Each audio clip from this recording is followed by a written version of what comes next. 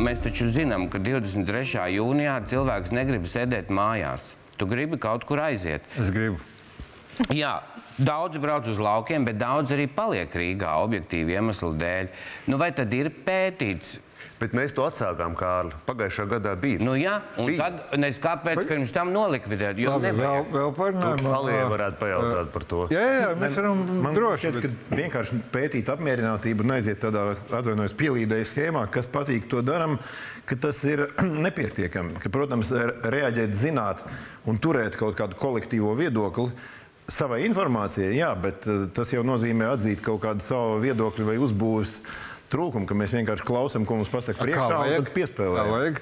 Kā vajag? Nu kā, ir jābūt, pirmkārt, protams, ka homogēns apvienojums, ko domā pilsēta, jau ir nepareizi. Tāpēc, ka ko var domāt pilsēta, ja ir tik ļoti dažādas intereses. Jauniešiem var vienu veidu muziku, otriem citu. Tad mēs vidējo svērto temperatūru slimnīcā tagad realizēsim. Jautājums ir par proporcijām vienkārši. Es, piemēram, uzskatu, ka normāls mehānisms būtu notenderēt, kurš nākamos 5 gadus organizēs Jāņus Rīgā. Punkts. Un vienīgais, ko pašvaldība katru gadu dara, pēc tiem Jāņiem skatās vai atbilst tāmai. Viss punkts aizmirstam. Kaut kas nepatika, izmaiņas uz nākamo gadu mēs gribētu šādu tendēm.